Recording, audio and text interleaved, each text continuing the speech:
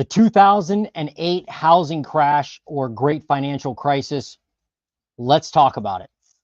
I think it's necessary to review some of the mistakes. Obviously, a lot of homeowners and you could say financial institutions, bankers, everybody wrapped up all into one, all the mistakes folks made back then, so we don't revisit them again.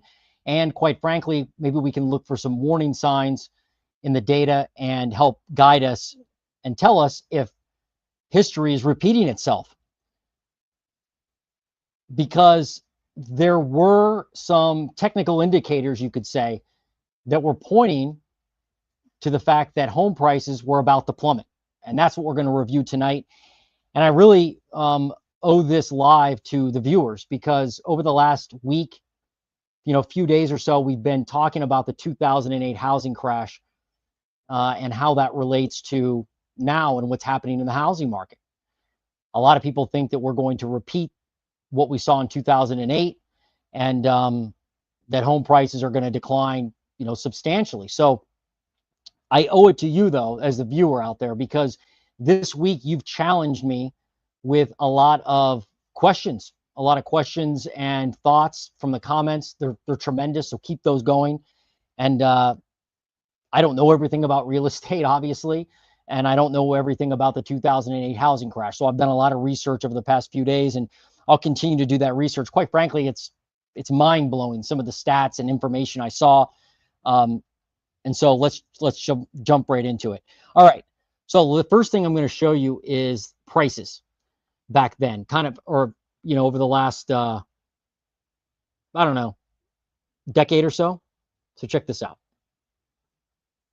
So this chart is courtesy of Resi Club Analytics. If you don't know who Resi Club is, you should. Resi Club is an amazing data analytic company out of Cincinnati, Ohio. Lance Lambert runs the company, and they provide this type of data for us to look at. And this shows you the monthly shift in home prices according to the Zillow home price index. And I thought this was really telling. So you can see, obviously, red is bad, blue is good. And so some of these numbers, I'll blow it up here in a second here. You can maybe see it a little easier. Some of these numbers are like staggering, right? Hopefully you can see it. Yeah. All right. So if we look back in the year 2000, right, you can see, like, for instance, January, basically from December of 1999 to January 2000, we were flat, right? But then January to February, we were up 0.1% in home prices in 2000. That's how this this chart works, or this table. So now look at 2006. This is really where the carnage started. And you may not know this, but total home price decline nationally was about 30% from the end of 2006, which is about right here, right? October 2006 is when the price decline started to happen. And then you can see they lasted really all the way through January of 2000 or February of 2012. The total decline was about 30% if you add all those up. And so you can see that really there were a handful of years where there was a lot of carnage. There was, no doubt.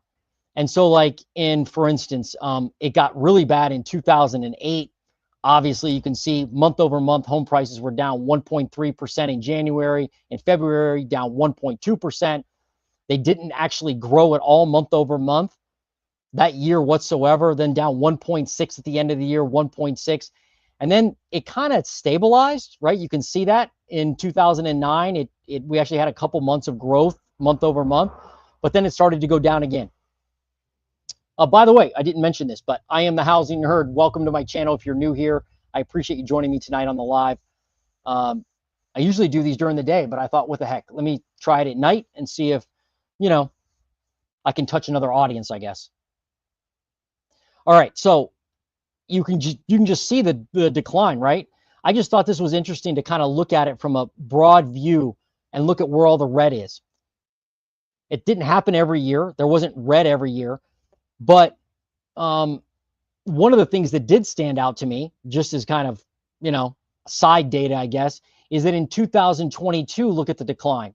just a couple years ago. We had decline of 0.7, 0.8, 0.5, and 0.9, and a whole 1% decline, and then 0.9 in 2023.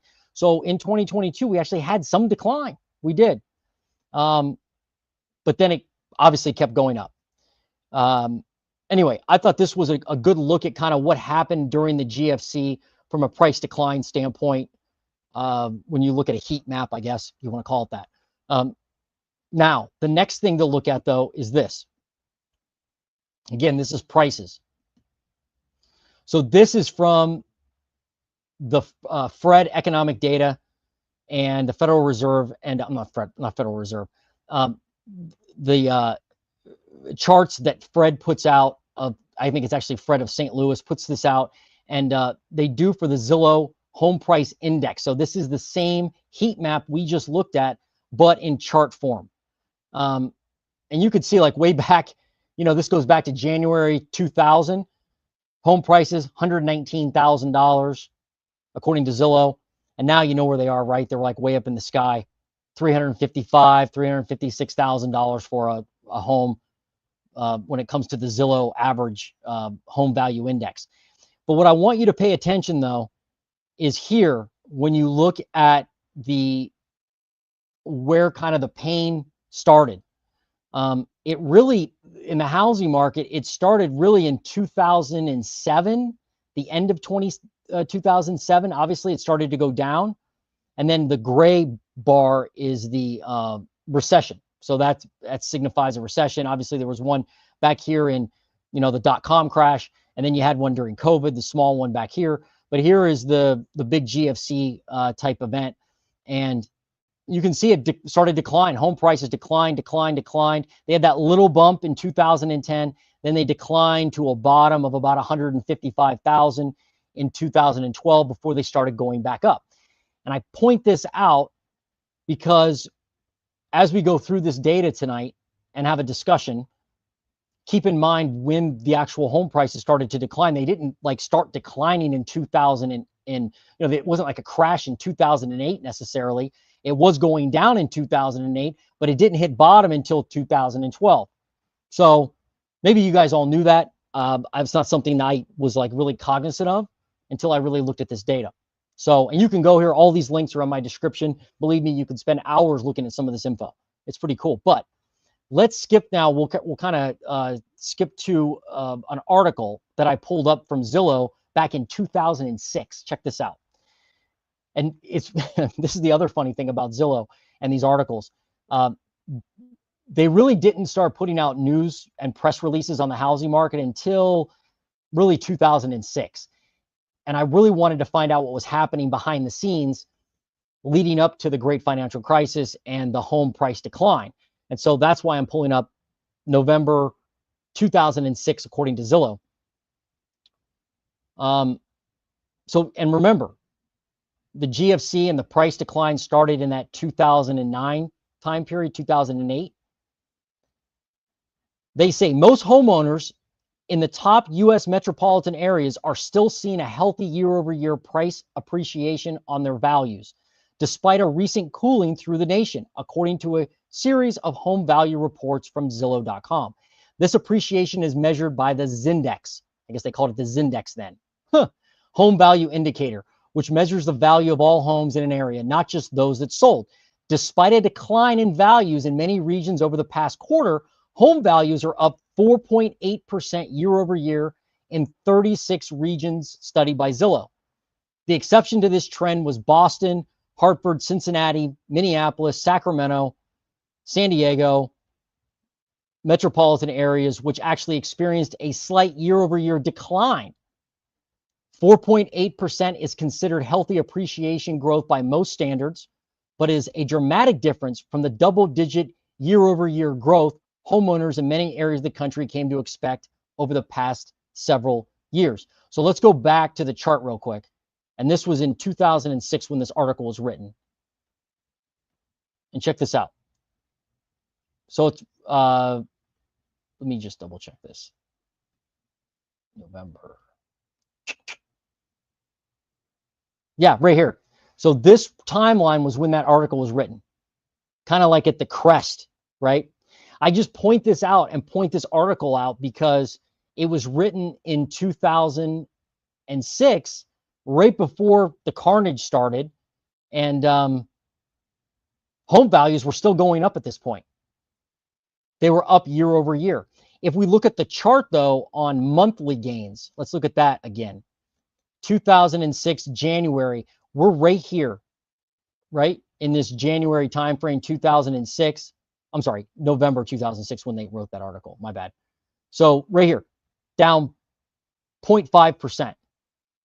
So that's really just when the carnage started. And I think what they were referring to in the news release back in 2006 was, hey, home prices are starting to soften. Because if you look back at the previous years, look at 2005, 2004, 2003, 2002, you can see a lot of healthy gains month over month. I mean, one would think, well, 1.8%, Jason, not a lot. But you add up these gains every month, and you end up with a lot of gain for the year. And that's what they're talking about as far as double-digit gains. So there's no doubt that, and this is national, by the way, every market functioned differently during the GFC, as it always does in real estate, but this is just a national look. I mean, the carnage was really starting when they released this news article. And I thought this was interesting, to say the least. You know, how they're like, hey, it's still growing. Nothing's happening yet. Don't freak out. Now, let's look a little further ahead at Zillow and see what they had to say. So this is 2008. And again, the link's in my description below for the Zillow press release areas of their website. And it wasn't easy to find. I actually had to use ChatGPT to find these press releases because I couldn't find them by searching on the website. So the title of this press release from Zillow is U.S. home values in Q1, this is 2008, post largest decline in more than a decade, falling back to 2005 levels. So just less than what basically that's like a year and a half. A year and a half when they were like, hey, home prices are still growing year over year, folks. The title of their article is Home Price Values in Q1 Post Largest Decline in More Than a Decade, falling back to 2005 levels. And so they say, Seattle, May 6th, home values in the first quarter of 2008 fell 1.6% from the fourth quarter and 7.7% from a year ago quarter, making the most significant year-over-year decline in the past 12 years. According to Zillow Q1 home value report released today, the median U.S. home price value has not been this low since the second quarter of 2005, leaving more homeowners who purchased in 2005 or later with negative equity than any other quarter previously reported by Zillow. Pay close attention to that 2005 and remember that. They're basically saying, hey, if you purchased just in the last year and a half, you've got negative equity. There's been a lot of questions and discussion on my channel from y'all about negative equity. And this week I was comparing negative equity in 2008 to 2025. But a lot of people wanted to know, well, what did negative equity look like before 2008? And we'll get there in a minute. We will. But I just thought I'd share these articles because I thought they were just, they were very telling.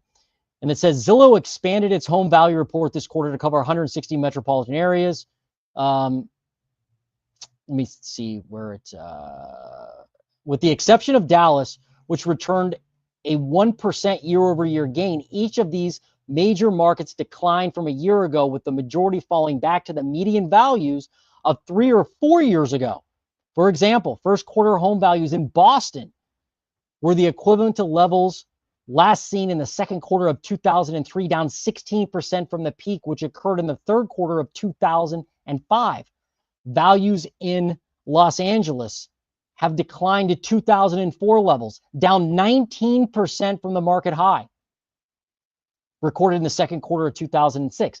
The Detroit area has been hit the hardest, retreating to value levels of 1998, down 24% from the market peak, the fourth quarter of 2005. Now, if you've been paying attention to the housing market at all and watching, maybe, I don't know if you are, hopefully you are watching my channel, you're going to know that like Detroit is off the hook with home price gains, you know, in this latest run up. I mean, they're up a lot of times double digits. Los Angeles hasn't crashed, by the way, with home prices, but this just takes us back to what was going on way back when. It's just startling. Not surprisingly, homeowners who purchase during a market peak are at most risk of being underwater on their mortgages. Of homeowners nationwide who purchased when U.S. home values peaked in 2006, 1 out of every 2. Let that sink in. Of homeowners nationwide who purchased when home values peaked in 2006, 1 out of every 2, or 51%, now owes more on their mortgage than their home is currently worth. For those who purchased in 2005 and 2007, the situation is only modestly better, with 42% and 45% respectively facing negative equity. By comparison, 16% of those who purchased in 2004 have negative equity, as do 7% of those who purchased in 2003. So they're saying basically, hey, if you purchased at the peak of the market because of the rapid price declines we've seen and value destruction, and that's one reason, but they don't state the other reason really, but we will get to that in a second. You've seen your equity vanish and go negative. Because I think a lot of people right now are trying to figure out, should I buy a home right now? And am I in danger of being underwater on my mortgage? Right? If I buy a home right now, am I buying at the peak? It's just like the stock market, right? Like the stock market run up was insane over the past couple of years, right? Until this past week or so. And so a lot of people were probably wondering, is it time to buy yet? It just keeps going up. Every time I sit on my hands and wait, it just goes up more. So what in the world? I understand that. I get that. Nobody has a crystal ball, but this is pointing to the fact that if you bought at the peak and you're not buying correctly and you're not using the right financing, you can certainly be underwater. So they continue. It says, for homeowners who purchased in some of the most volatile markets, such as many parts of California and Florida, as well as Phoenix and Las Vegas, rates of negative equity can be twice the normal median, and in some cases, as high as 95%. 95%. This has been driven primarily by double-digit rates of depreciation coupled with low median down payments. The average down payment that I saw when I did my research was about 10% leading up to this collapse of the housing market. So the average down payment was only 10%. A lot of people were putting down 1, 2, 3%. So really no down payment at all, hardly. This drop has been this has been driven primarily by double-digit rates of depreciation coupled with low median down payments, often less than 5%. For example, in the first quarter, Las Vegas home values fell 25% year over year, and 9 out of 10, 89.9% of homeowners who purchased in 2006 when the median down payment was 2%, now owe more on their home than their home is worth. Now owe more than their home is worth. So yeah, you put 2% down on a home and prices decline, you're going to be underwater, right? You are. So does that mean that it was dumb for them to put 2% down? Well, if they put 2% down expecting that, hey, if the prices decline, I'm going to be underwater, and they're okay with that, like they're not going to leave Las Vegas or Phoenix, and they're like, I'm just going to stay here where I am. I'll just ride this out another 10 years. That's my plan. I'm getting my dream home at a price I like, and I'm getting the financing that makes sense for me for long term. Great. Maybe it's not a stupid thing. But if they bought thinking, hey, home prices are just always going to go up, and look at me, I put 2% down. I mean, that's insane, right? 2%.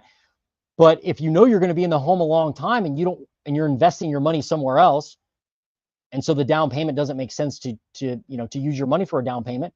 That's not an awful idea necessarily if you have the right expectation and plan. Aha, right? We'll keep going here with this carnage.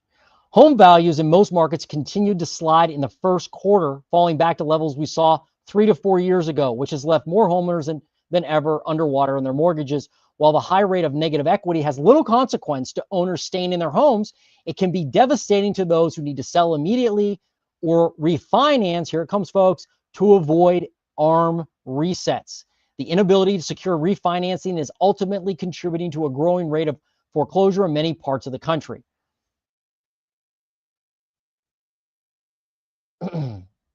Then he even says the magnitude of annual declines has been increasing during each of the last 5 quarters, which is a strong indication that home values still have further to fall, so we can expect it's going to get worse before it gets better. When have you heard Zillow say that? When have you heard Zillow say it's going to get a lot worse before it gets better, guys? You don't hear that from Zillow.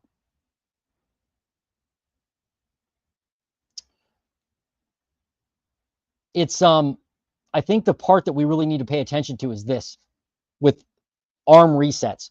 So the ARM they're referring to is an adjustable, that's an adjustable rate mortgage, right? Where your rate is fixed for a period of time, sometimes 3, 5, 1, 7 years, 10 years, it could be, depends on the product and the lender and what you're doing. And then it adjusts to market rates. I'll give you an example. I own rental properties, and some of those rental properties are with commercial financing. When I bought the rental properties, I got a 1-year ARM, and that was around 4.25. Luckily, I was able to refinance the 1 years, and for the most part, except one loan I have, and save myself from the reset. Because what happens is interest rates go up, and then all of a sudden you owe, you're not paying 4.25% interest, you're paying 6, 7, 8, 9, 10% interest. One of my loans actually peaked at 9.5% interest. Yeah. Now it's actually going back down. But it peaked at 9.5%. It has a cap of 10, and it can only go up 2% per year. But I think some of these ARMs went up a lot more than 2% in a year. And so as those rates increased dramatically, because a lot of people were using adjustable rate mortgages to buy homes, because those rates increased like they did, their payments went from like $2,000 a month or whatever to $4,000 a month. And they're like, uh-oh, I can't afford this. Well, if your home's underwater, you can't refinance. If you put 2% down, there's no way you're going to be able to refinance. You can't. You can't get a lower rate. There's no way to. So the good news is right now in the United States, we use 30-year fixed debt. Adjustable rate mortgages are like a tiny, tiny sliver of the market. You'll hear people on YouTube say that ARMs are coming back, and there's a bunch of distress in the market from ARMs. But look at the data. I don't have it in front of me, but I can tell you it's low. You can look it up yourself. It's a fraction of what the mortgages are. Most mortgages are 30-year fixed rates. So when interest rates increased recently, we didn't have that problem overall. And that's why I think a lot of people thought the housing market would crash, because they're like, well, it crashed last time, but it didn't crash this time when rates went up because people have 30-year locked in debt, generally speaking.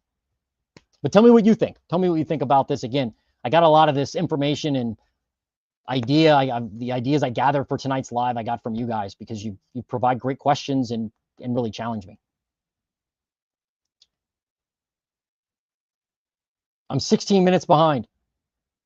That's okay. You can watch later on, Rick. It's the beauty of YouTube.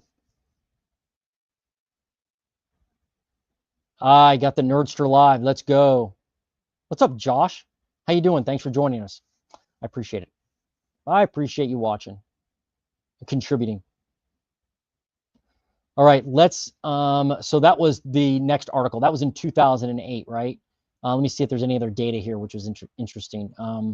Although almost all markets that Zillow analyzed this quarter reported year-over-year depreciation, nearly 90% of the markets, or 144 markets, returned positive annualized appreciation over the last 5 years. Let me read that again, make sure we got that right.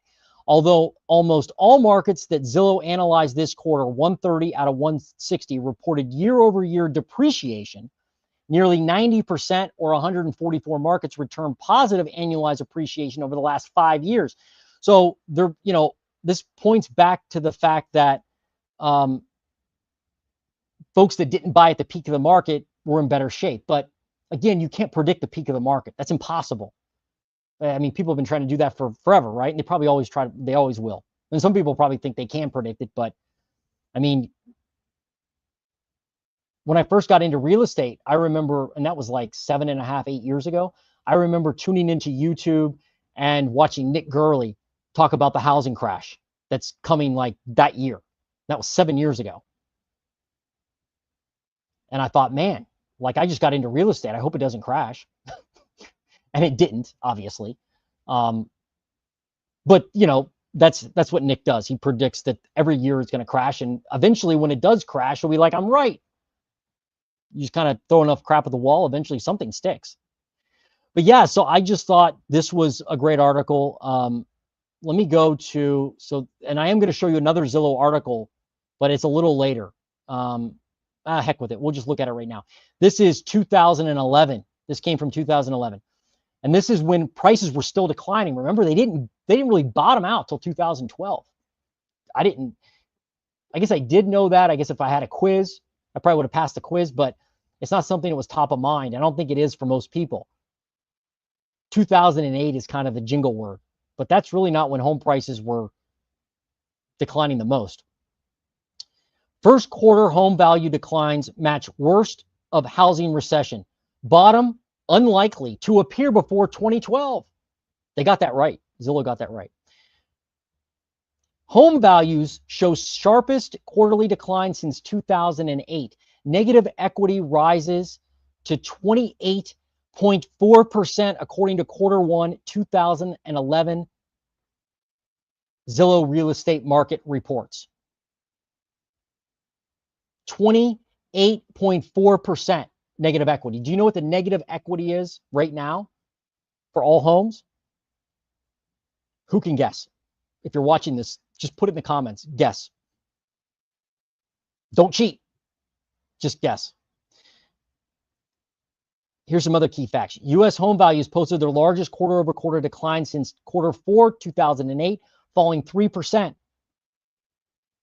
Home values have fallen 29.5% from their peak in June 2006. Look at that, 30%. And that's in 5 years. Negative equity reached a new high with 28.4% of all single-family homes with a mortgage underwater, up from 27% Q4 2010 due to accelerating home value declines. New data reveals bottom in home values unlikely to appear in 2011. Zillow has revised its forecast and now predicts a bottom in 2012 at the earliest. So a lot of people think Zillow only puts out good data. Now, maybe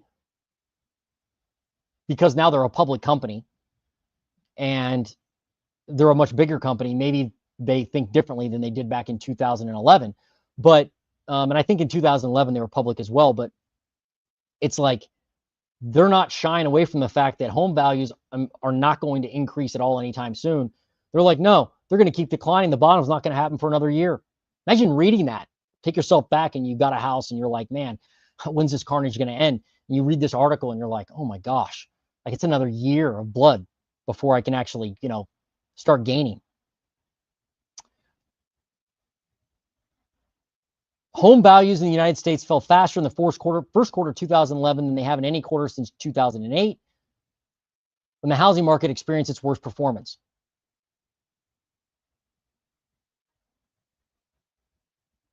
The Zillow Home Value Index fell 3% from the fourth quarter 2010 to the first quarter 2011, declined 8.2% year over year to $169,000. Think about that, 169 grand. Now it's like 350 something. Home values have fallen 29% since we peaked in June 2006. We know that. All right.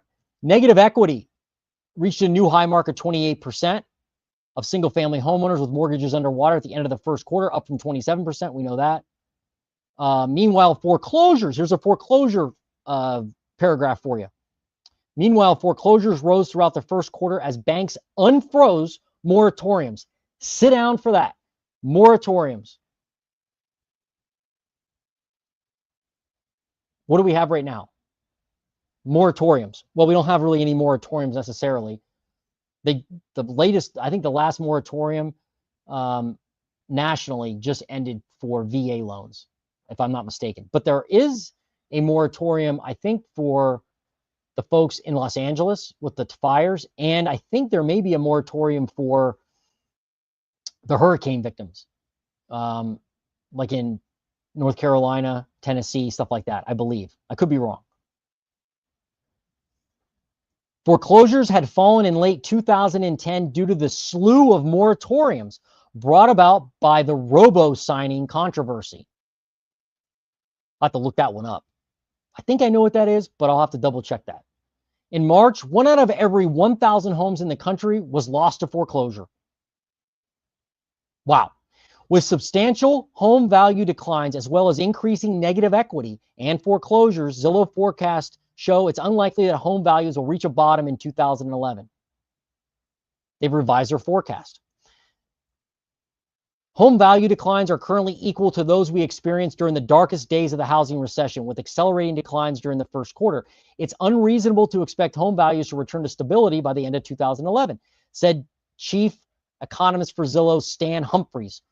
We did expect substantial payback from the home buyer tax credits, which buoyed the housing market last year, but underlying demand post-tax credit, as well as rising foreclosures and high negative equity rates, make it almost certain we won't see a bottom in home values until 2012 or later.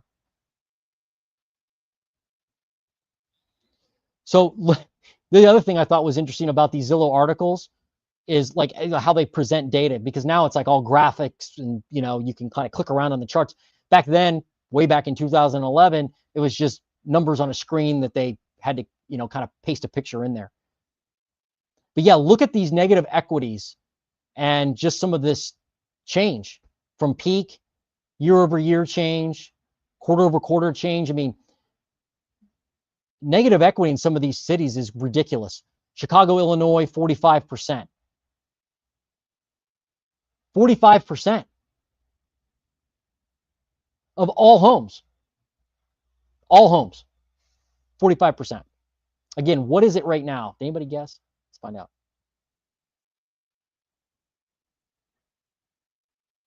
Negative 33. Less than 33? Is that what, let me look. Is that what you mean, Josh? 33? It's actually 1.8%. So 1.8% of all mortgages out there right now have negative equity. Just 1.8%. Not a lot at all, right? That's not a, that doesn't mean it's, well, they're not really looking at all homes, right? Because there's a lot of homes that don't have a mortgage. But thanks for guessing. I appreciate it. Mark R, what's up? Good evening, sir. Yeah, no big deal, man. That's a great thing about YouTube. You can keep rewinding, right? What did Jason say again? He must be off his rocker. All right. Let me just keep going on this data because it gets more funky. But yeah, look at some of these cities. Like, I'll zoom in here more so you can see it maybe. Like, is Columbus on here? That's where I am. Outside of Columbus. Well, there's Cleveland. Cleveland, Ohio, 41% negative equity. Sacramento, 51%. Who had the highest back then? Phoenix, Arizona, 68%. Like 7 out of 10 houses on the street have negative equity. Atlanta, Georgia, 55%. It's crazy. And look at the change from peak. Change from the peak of the housing market. I mean, some of these are nuts. Down 55%, Detroit, Michigan. Look at that, 55% in home values. Riverside, California, 53%. A lot of people think, you know, Riverside, Phoenix is 55%, San Francisco, 33%.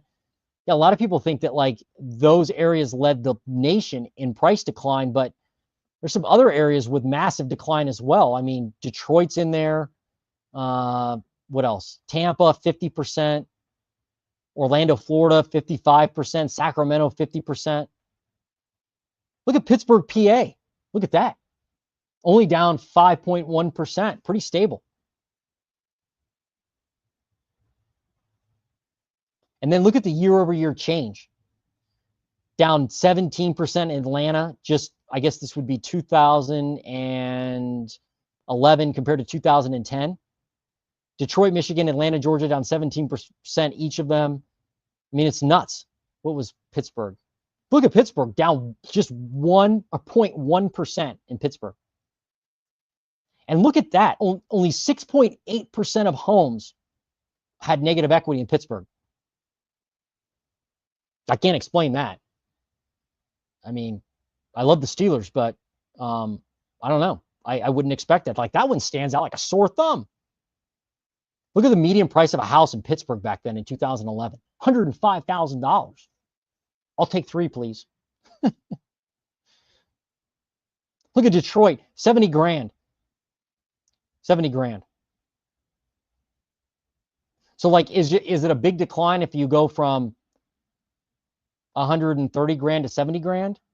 I guess it is, because it's still... Oh, there's my dog.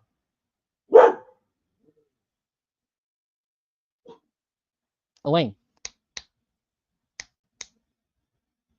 Hey. You gotta love doing lives. San Francisco, California, 467. That was a steal back then. San Diego, 347. What? Yeah. I mean, obviously that's the time to buy, right? New York, 346. Los Angeles, 386. That's like 900. I mean, I look at this data all the time. Like, Los Angeles is now like 990, 980, something like that. Dallas, Texas, look at that, 125. I bought my first house around 2012, and I paid like $120,000 for it in Ohio, outside of Columbus. Yeah, these numbers are ridiculous. Seattle, 259. Just goes to show you where numbers move. Anyway, I could look at this data all day long in this chart. So let's look at something else, because people wanted to know this. Let's look at this table right here, or this slide. This is from the Census Bureau, and I dug this up using ChatGPT. They found this article for me. So shout out to ChatGPT for that.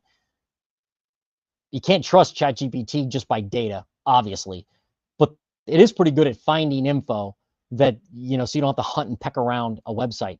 This is the underwater percentages of all housing units overall, but this is before, during the carnage, when it was really starting.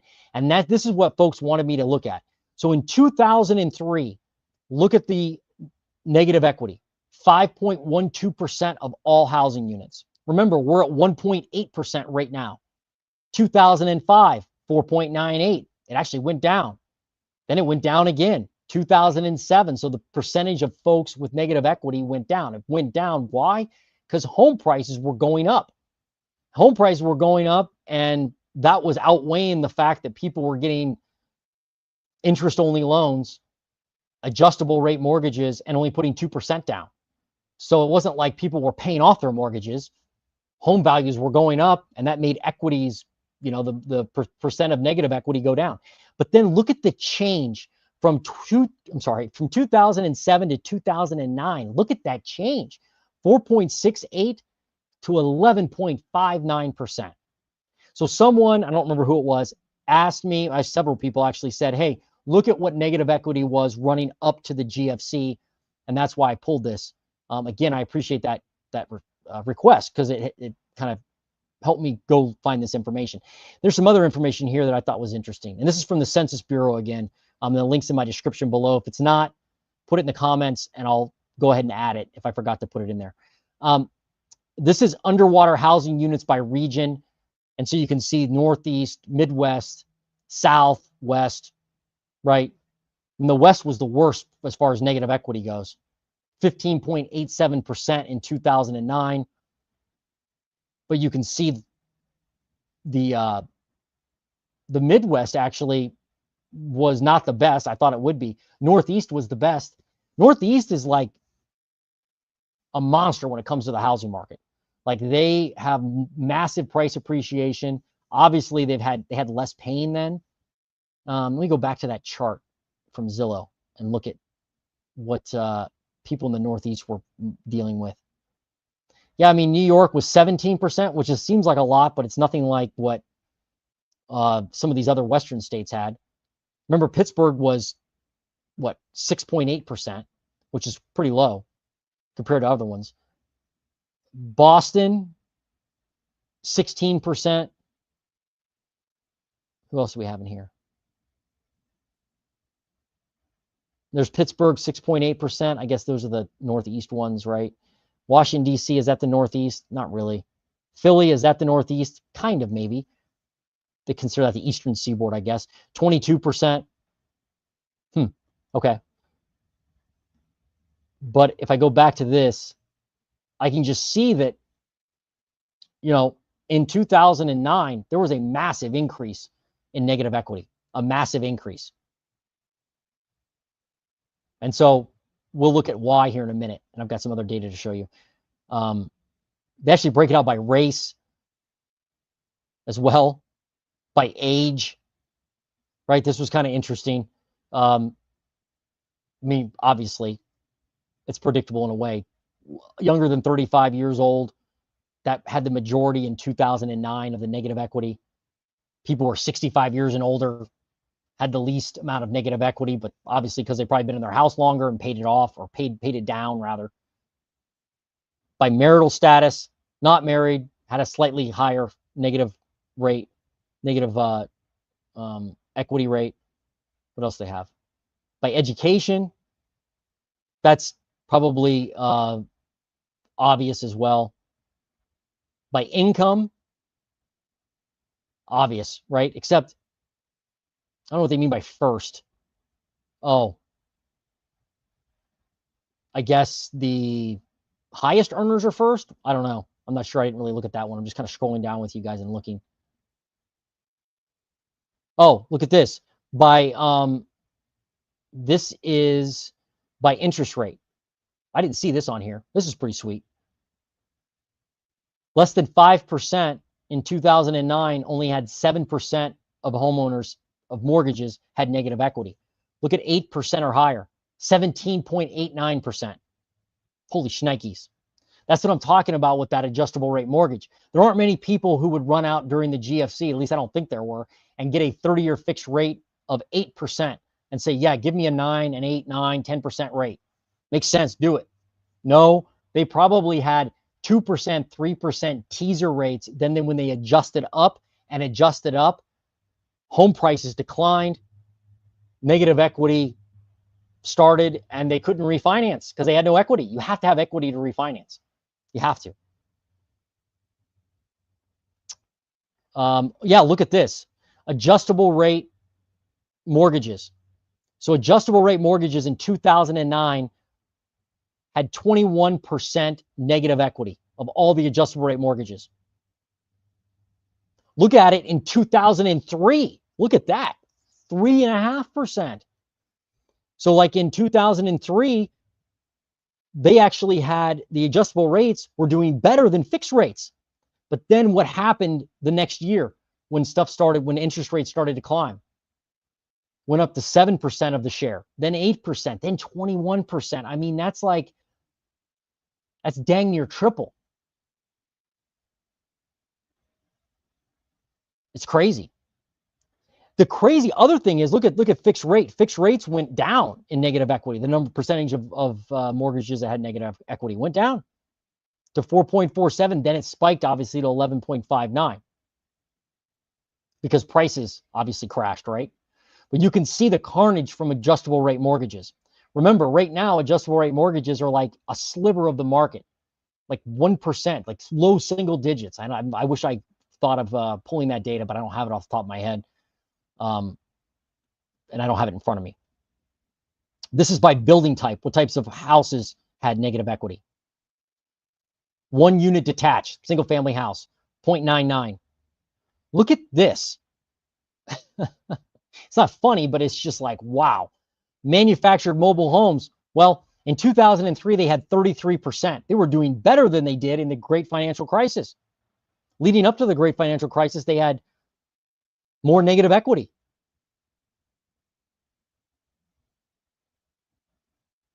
And I guess 1 unit attached, that's like a condo, right? Unit in multi-unit building. I guess that's a, maybe that's a condo as well, or maybe that's an entire like duplex, triplex, or quad. I don't know how they define that exactly. But 1 unit is definitely single family house. I mean, the change there is like drastic. 3.14 to 999. It tripled. Negative equity tripled within 2 years on 1 unit homes. Here's the first time home buyer status. How many, were they repeat buyers or first time buyers? This surprised me. I thought it'd be higher or a bigger, disparity between the two groups, but it's not. I mean, it's definitely higher with first time buyers compared to owned home before, repeat buyers. But that would make sense because generally people are putting less down when they buy their first home versus a repeat home where they're taking the proceeds from the first home and throwing it into the second home. Do we have any other data here? That's just a table. Okay, anyway, I thought that was pretty interesting too. I have some more stuff though. All right. So this is, other people, by the way, had requested this info as well. So I looked this up. This is delinquency rate since, when does this go back to? 1991 is when they started tracking this data. I maxed this out. I don't think I could go any further back. So in 1991, delinquency on mortgages was at about 3.09%. Because people want to know what was happening before the GFC, before we saw huge decline in home prices again, right? Well, it dropped, right? Delinquencies on mortgages dropped and actually bottomed out like at 1.42% in 2005.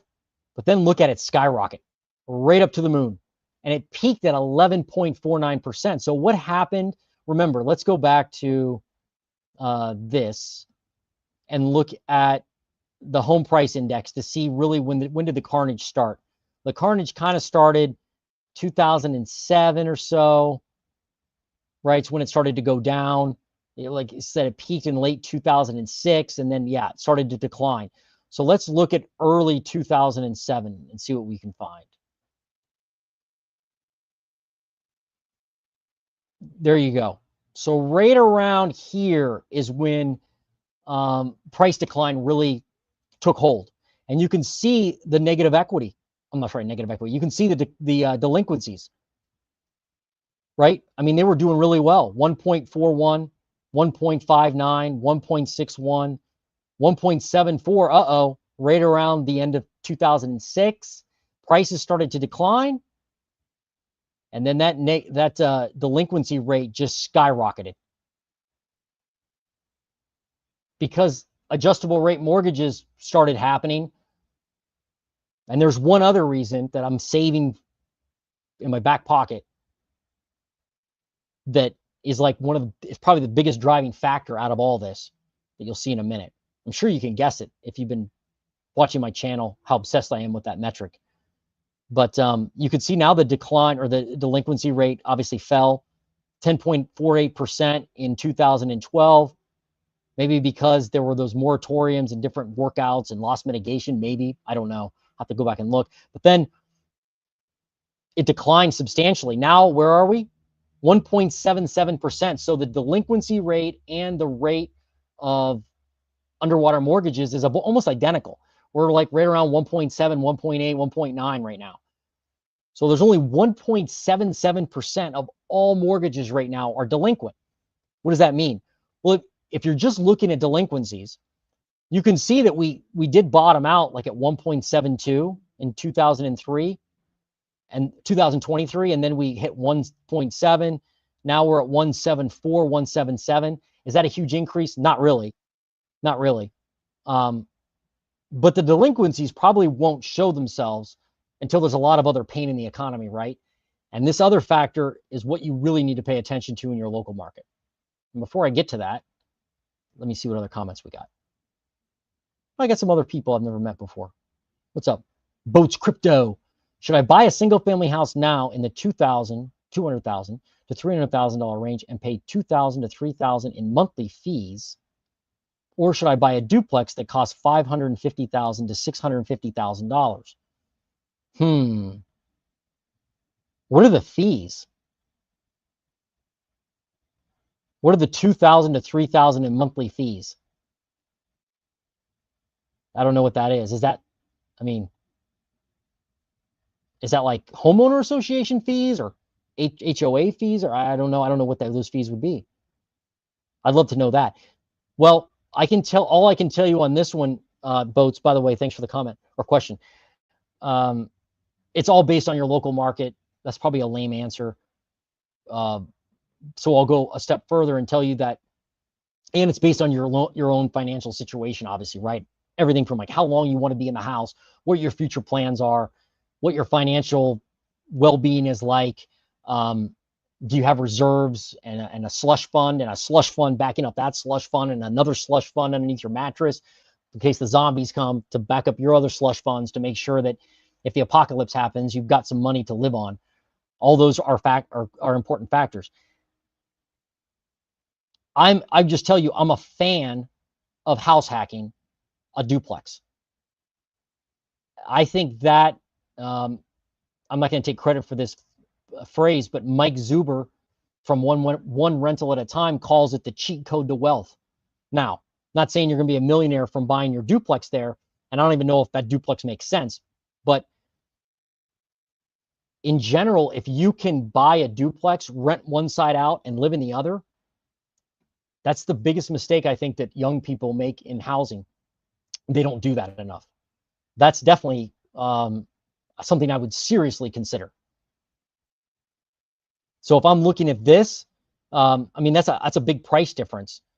Must be a nice duplex. I don't know where you live, but I would seriously consider a duplex. I don't know about this particular house or duplex, but like, so I guess my point is, like, you can't make any money on your single family house. Generally speaking, I mean, you could rent out like a room to Airbnb or something, or get a roommate. By the way, that's a great idea too. But with your duplex, you can fix up one side if it needs help and rent it out and then live in the other side. Or fix up one side, live in that, then fix up the other while you're living in one side. And then the other thing about it, and you can do this up to a 4-unit, by the way. So maybe go a step further and look at 4-unit buildings or 3-unit buildings. But financing, FHA, Fannie Mae, Freddie Mac, they treat small single family or small multifamilies, 1 or 2 to 4 units, 2, 3, 4-unit properties as single family residential properties, meaning you can buy it with an FHA loan, usually, depending on your qualifications, obviously. And as long as you live in the property, it's not fraud. It's not fraud, because that follows the guidelines of FHA, and they have great down payment programs. And you can get a 203K loan generally on a house or a duplex, triplex, or quad. And a 203K loan allows you to borrow the money for the renovations along with buying the house and the property. And that's not available usually on a non-owner occupied property. That's not available. I can't get an FHA loan on a duplex I buy because I'm not going to live in it. I have to live in one side. That is like a hack of the housing market that few people take advantage of, because, you know, they want to live in a single family house, which I understand. But like, if you can do this, it could be a great win for you. I'm not saying to buy the $550,000 duplex.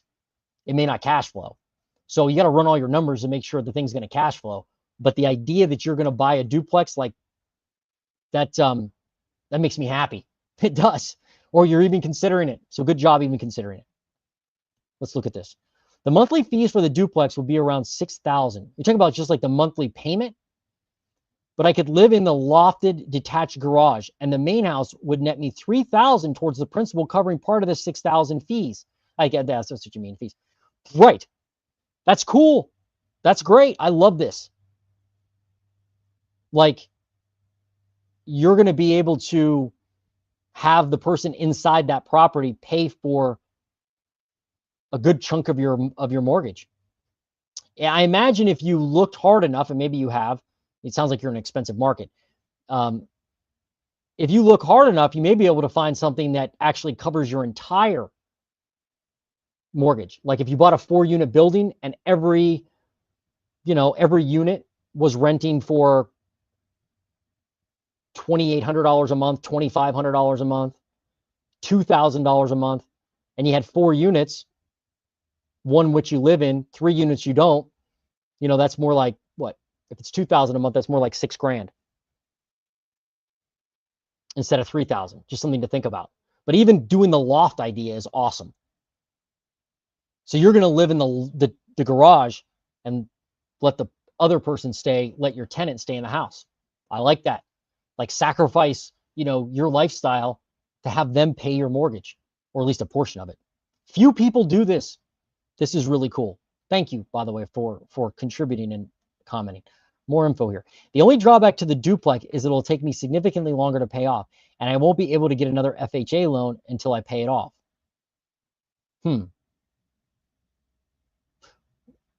Right. Yeah, I understand what you're saying. But you could refinance it and pay it off, right? Like for instance, if you were paying like a 6.5% rate right now, I'm just making that up. I don't know what your rate is, but if you got like a 6.5% rate, and then you live in there a few years or a couple years, rates drop, and or the housing market comes down in price, and you're able to find a good deal on another duplex, you could keep your current duplex you buy,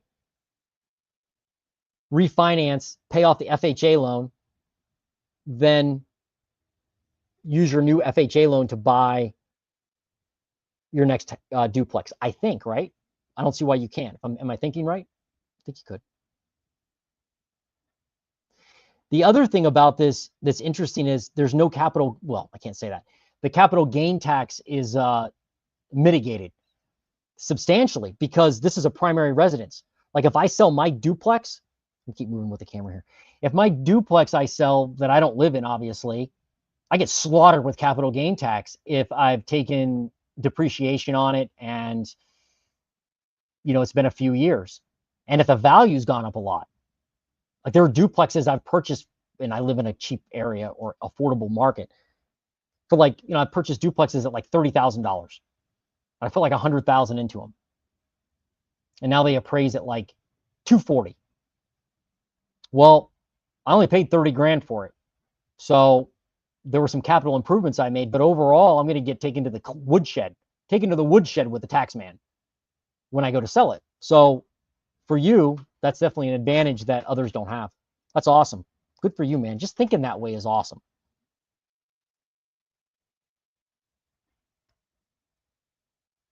Based on your numbers, they're the same payoff time. If you 2x the price and also 2x the monthly, it's the same time frame. Cash flow, bro. Cash flow, cash flow.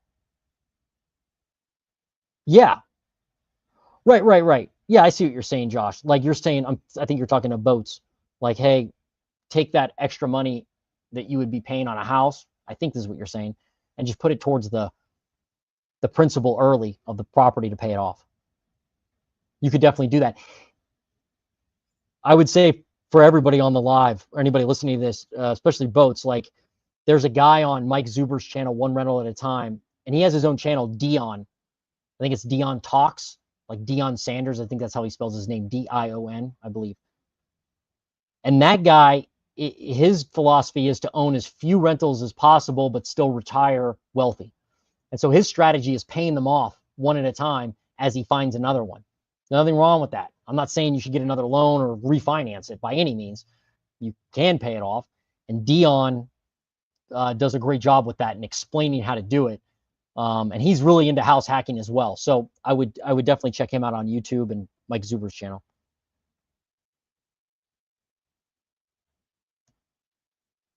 Yes, house hack is how I'm living right now. Sweet. I love it. Love the house hackers. South Florida market is tough right now. Yeah, but I mean, I don't live there. Everybody says it's crashing though, isn't it? I'm just being facetious. I'm not saying prices aren't coming down, but like everybody's like crashing, crashing, pull the fire alarms. Um, but I'm sure there are a lot of areas that in Florida, Southwest Florida in particular, that are hurting. Um, the weird thing is about the market right now. I heard in fact, sorry to give you more resources, but the lumberjack landlord, he's on Zuber's channel as well. He has a great YouTube channel he does. He's a machine with property management and investing in small multifamily, and that's his niche, is small multifamily. And he sees the same thing I do right now here in Columbus in Central Ohio. Duplexes, triplexes, and quads are really hard to find, and they go like that. Like if they are good at all, they're gone, and they're going for. I mean, it seems like they've appreciated faster than single family houses have. I wonder if that's what you're seeing in South Florida. I don't know if you are, but the lumberjack landlord is seeing that in the Northeast. He says single family houses are coming down, but small multifamily is increasing in value. Maybe more people are house hacking. I don't know. Got two people on here. One guy wants to do it. Somebody else wants to do it. You could be a girl. Sorry. I just said guy for some reason. That's great though. I'm so happy you guys are house hacking. I'm jealous. Housing nerd is jealous. For sure. For sure. Okay, so let's go to this data set right here, because this is like, I think, where we need to really think about what's happening now versus 2004, 5, 6, 7, leading up to the GFC. So this is from this website, Trading Economics. You can, I put the link in my description below. When you go to this chart, by the way, if you want to go here and look, you have to be a little crafty to pull this data. If you just click the max button and try to look at this graph, it tells you need a subscription. And don't tell them this is happening right now. But if you go to the calendar, you can actually select or put in the date range, and it'll pull it for you without the subscription. But this is the only place, literally the only place I can find total inventory of homes for sale going all the way back to like, before 2000. The National Association of Realtors has pulled it from their website. It only goes back to like 2012. Zillow data only goes back to like 2016, I think, for inventory. Redfin only goes back to like, I think 2018 or something. But I'm fortunate enough, I found this thanks to ChatGPT, and this is startling. So this is the total number of housing units for sale. And if you're someone who thinks that the housing bubble is going to pop again, or that we are in for a 40% correction in the next 12 months, you need to look at this chart. So let's just look right now at how many houses we have for sale right now. This is total inventory in the United States, new and existing homes. 1.14 million housing units as of the end of last year. Oops. 1.14 million. So not a ton. We know that. Inventory's been awful. It actually it cratered and was all the way down to 860,000 homes. And now it's 1.14 million. Look back at the peak of the GFC. 4 million homes. I'll say that again from the cheap seats. 4 million homes. 4 million homes for sale in 2007. But what was happening before that? Well, back in 95, basically like when I graduated high school back in June, July of 1995, man, time flies. We were actually gaining inventory. We were around 1.8 million units. Not a lot, right? Not a lot at all. But then we went up to 2.46 million units. And then we dropped substantially. A lot of that could have been the dot-com bust, right? We never really crashed as far as the number of homes for sale. But then we steadily went up. Look at it going up. 2002, we had 2.32 million homes. 2.23. February of 2003, low 2 million. mid 2 million, up and down, but it continued. You can see it in the chart. It was going up. There's no doubt about it. I mean, it was up and down with seasonality, and then it dropped in December of 2004 to 2.24 million, and then it went up like a rocket.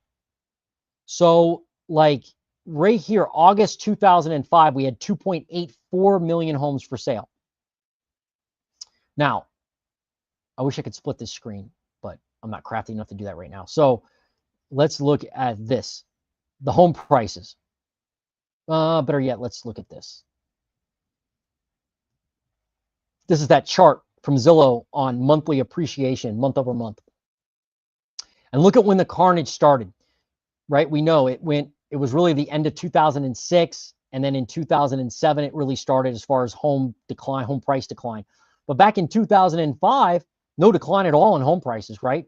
Inventory was going up at a rapid rate, but home price growth was still happening. It was actually pretty robust, right? A couple months, 1.6%, 1.7%, 1.7% month over month. There's a lot of growth there. And if we go back to this chart, oops, wrong one. We go back to this chart, you can see inventory was skyrocketing before home price growth really stopped and reversed. And so my point of like beating this horse to death, and I always do it with supply, is that no matter what people want to pretend, hope for, wish for, want, create YouTube videos about, we're not going to see a massive price decline, as far as what I can see in the data, until we have a lot of homes for sale. Now, people will tell you an Airbnb bust is coming. Wait till all these institutional investors sell. Then what? Okay. Wait till all the unemployment happens. And then what? Right. All that could contribute to distress selling. But if there was a massive amount of distress right now in the market, you would see it in the inventory. Remember, the inventory is building before the price decline. Now, I'm not a wizard. We may get price decline before there's inventory build. That could always happen. I mean, anything's possible, I suppose. But I'm just going off the fact that if there's not a lot of homes for sale, like an excess amount of homes on the market, then overall in the US, having price decline meaningfully is very challenging. Very challenging. Because there's not enough homes for sale. I mean, you can just see the run up here. I mean, look at this. What's this? September 2006, we had 3.86 million homes. And it lasted, actually it dropped by a good amount at one point to 3.45 million, but then it went all the way up to 4 million again, 4.04 million. And it took a while to whittle through that inventory, and the inventory's been steadily going down. I mean, it doesn't take a rocket scientist to look at this chart and go, well, inventory-wise, we're nowhere near where we were even back in 1995. We're not. You'll also hear people say we have a declining population. When the baby boomers retire, there's going to be a silver tsunami of inventory. Millions of homes are going to hit the market all at once. Okay? Maybe, but we haven't seen that yet. Again, let's play in fact, not hopes, wants, and wishes. Right? You also hear people say, when all the greed, corruption, and fraud is out of the system, then I'll be able to get mine and buy a house. All right, man. Like, ever since they're like, I would imagine in the entire history of the world, of civilization, when there were first homes built, whatever those things were, in caves, in huts, doesn't matter. Like, there was fraud in the housing market. You go down to the the merchants in the market to buy your spices and your meat and everything. There was fraud down there. To say you're going to wait or you're going to rid the market of fraud and greed and corruption, and then you're going to buy, like, you're never going to buy. There's always going to be fraud, greed, and corruption. That's how people are. Doesn't mean it's right. It just means don't wait for that. Just go figure out a way to get yours. House hack. Do what these guys are doing. Do something different instead of buying the single family house listed on Zillow that has granite countertops and a stainless steel appliance. Don't do that. Don't be like that. That's not good. Anyway, all this is just, you can just see the inventory dropping. I think it's black and white, easy to see that we don't have the inventory that we need in order to cause cataclysmic housing price decline yet.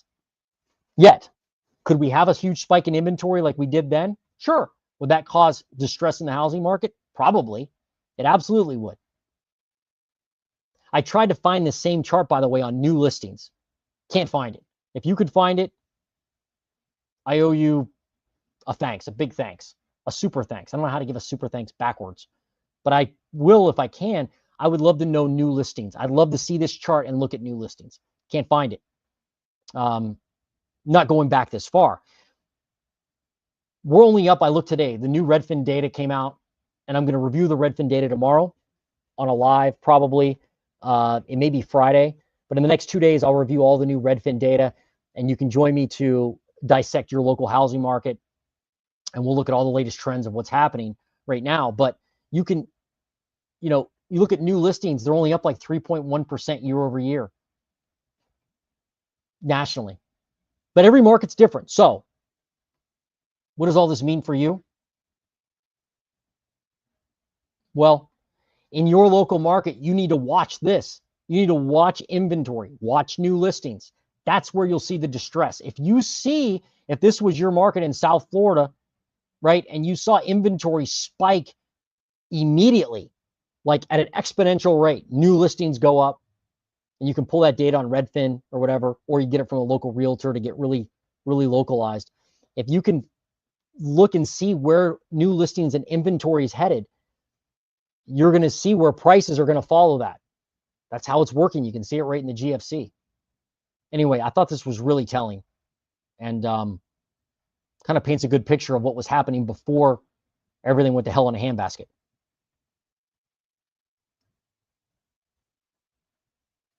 Let's look. You got all kinds of.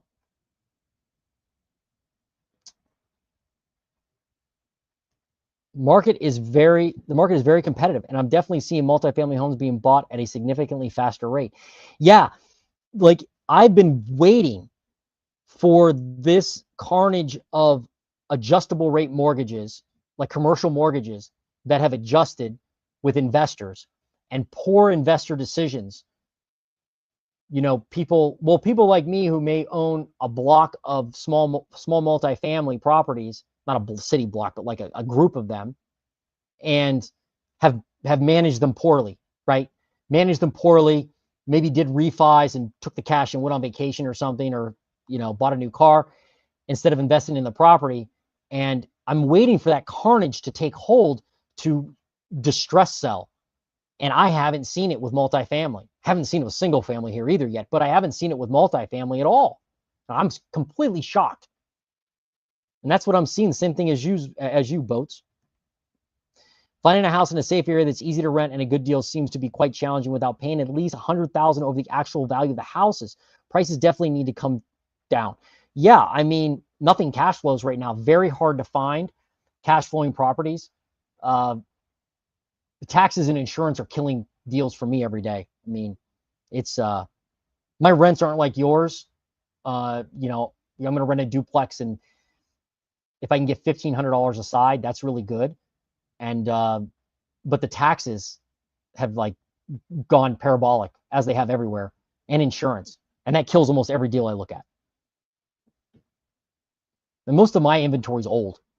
Like I don't own anything that's newer than 1940. That's the newest property I own. Everything else is 1900, 1910. I have an 1880 house, triplex that was built in 1880. So they all need massive amounts of work, and they all have a lot of deferred maintenance, and I just can't find distress yet. I'm looking. I market directly. I drive for dollars all the time. I send out letters, and it used to be like shooting fish in a barrel. Not anymore. Well, it seems likely that prices will decrease. It's hard to predict if this will happen in the short term. I'm looking to buy my first house to build a little equity. Good. Yeah, it seems like you're patient and you're looking. That's what you should do. Good for you. If you keep doing it, you'll be successful. You just got to keep at it.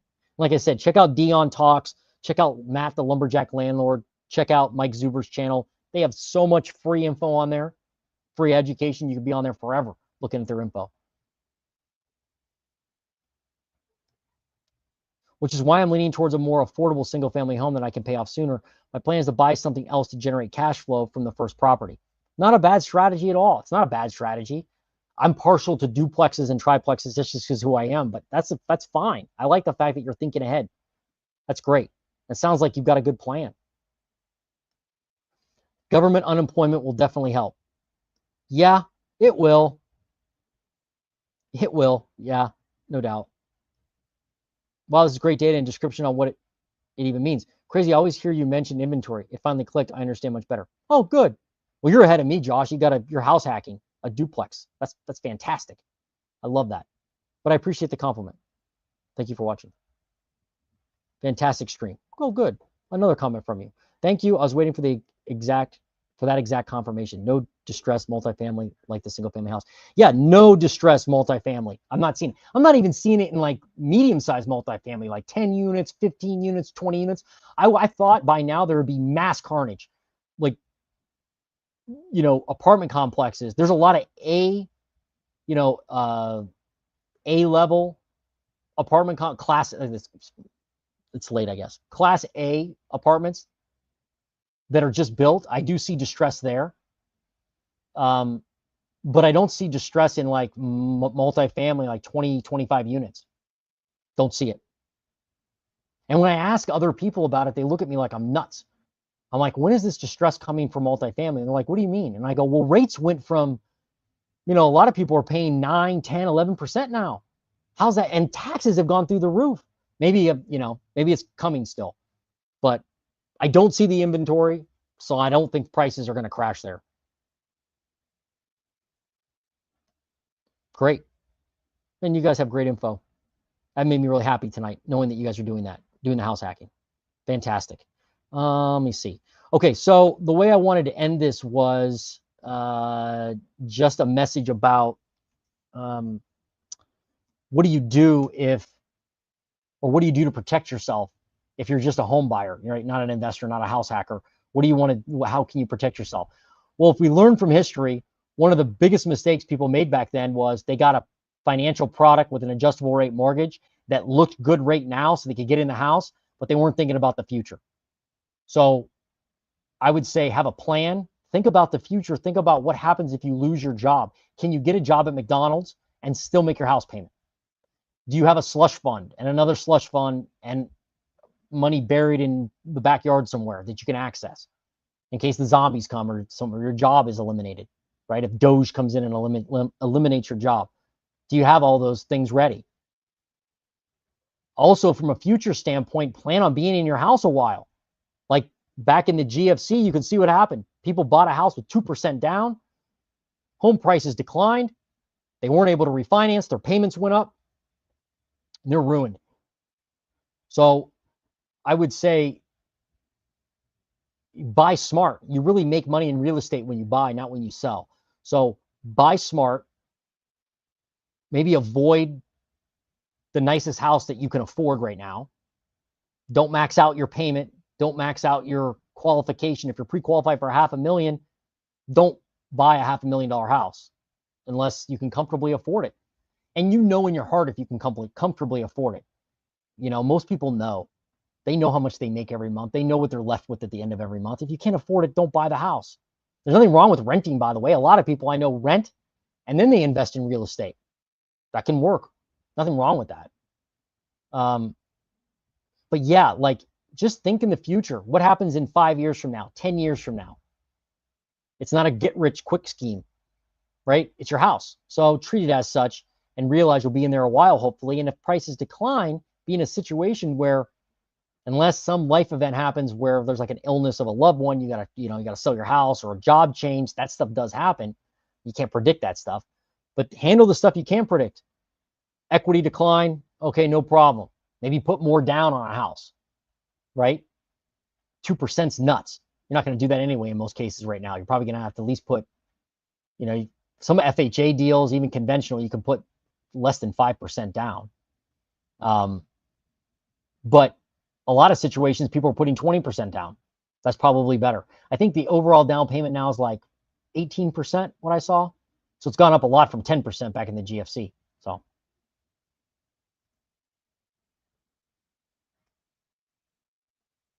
yeah, before I get to this, yeah, again, please, if you're going to buy a house right now,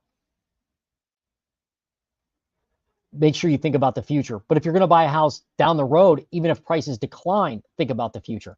I hear a lot of people say now is the worst time to buy a house. Well, they said that 4 years ago too. They probably were thinking that 5 years ago. And from 5 years from now, they'll probably say the same thing. Now is the worst time to buy a house. It's completely toxic. Okay, thanks for the advice. Like, what about an actual strategy if you really do want to buy a house? What do you do? Well, again, plan for the future and be logical about it. Don't put your head in the sand and say, I can afford that. No big deal. It'll all work itself out. Think about taxes and insurance that goes along with the future. How much are taxes going to go up? We don't know, but they will go up. What about insurance? That'll probably go up too. Budget that in. Oh, my taxes are probably going to go up. I don't know. Could they go up 5% a year? Maybe. Look at how much they've gone up recently and then go, will that happen again? Probably. Add that into your budget. And I just think having the correct expectations is very important. Just very important. All right, let me answer this question. How often do you deal with tenants not paying their rent? My concern about investing in lower priced properties is you may encounter tenants who are less reliable. Yeah, I use all property managers. I don't manage anything myself except some Airbnbs I manage myself. But beyond that, and that's just because they require a little more detailed hand holding. But I don't manage any properties myself. I pay a property manager. And what I did, well, first off, you're never going to ferret all that out. You're always going to have some bleed, some vacancy. So speaking of planning for the future, I always build vacancy into my model, like 8% turnover vacancy, like the property is going to be vacant 8% of the year, every year. But then on the property manager side, I sit down with the property managers and I understand when I hired them, I wanted to know what their criteria was, what they looked for in tenants, and how they screened them, and what their leases looked like. And then I reviewed those to see if they were strict enough, basically. And I networked with other investors who were really successful in my area and got their advice on what to watch for with tenants. And then I made sure that the property managers are screening them correctly. And then I tell the property managers, I would rather wait 2 months with that thing empty and have an awesome tenant in the place than fill it immediately with the first person you meet just because you want to make me happy. I also renegotiated the turnover cost. So like if they say, well, when we fill a unit, you have to pay a month's rent for our fee or half a month, whatever. I'm like, that's fine. But if you put that person in there and they're not paying their rent, I've got like a protection period. I think it's like 90 days where I get like it's like a car wash thing when it rains. You get a free car wash if it rains within a day. Same thing. If that tenant leaves because they didn't pay and you have to evict them, I get a free placement. If it's 90 days, because that's your fault for filling them with the wrong tenant, not mine. But that's what I do. But that's always a risk, even with high pain, even with high, in a weird way, lower priced properties may be easier to keep people in because they're lower priced. Maybe. So that's some of the stuff I do anyway. Dude, I want to hear your comments on the podcast with Grant Cardone like 8 years ago. Haha. I couldn't believe I found you on this channel. Big Grant Cardone fan. Yeah, like he there's some stuff that Grant does that's pretty inspiring from like a work ethic and goal standpoint. Like his 10X book is one of the ones that I read when I first got into the business. But some of the stuff he has, or some of his philosophies, are out of bounds when it comes to like family and how he does that. But that's for me anyway. That's my opinion. But his style of buying properties and his thought of, 10x your 10x your effort, that's definitely was an influence on me. Well, this is great, man. How long have we been on? 1 hour and 24 minutes. Jeez. We got 17 people on. Well, thanks, guys. Thanks for everything tonight. Unfortunately, though, I got an early day tomorrow. I got to get to bed. So I will, I'm going to do a live. Like I said, I'll probably do one tomorrow or Friday with, on Redfin. And if you want me to dissect your market or just discuss your market, we'll pull up the data live together and discuss that, your particular market. I'll look at the national information, and I'm usually on that for an hour, hour and a half too. So I hope you guys have a great night. Thanks for watching. Like, subscribe, comment, all that BS that I'm supposed to say, and have a great night. We will talk to you and see you on the next video. Housing Nerd out.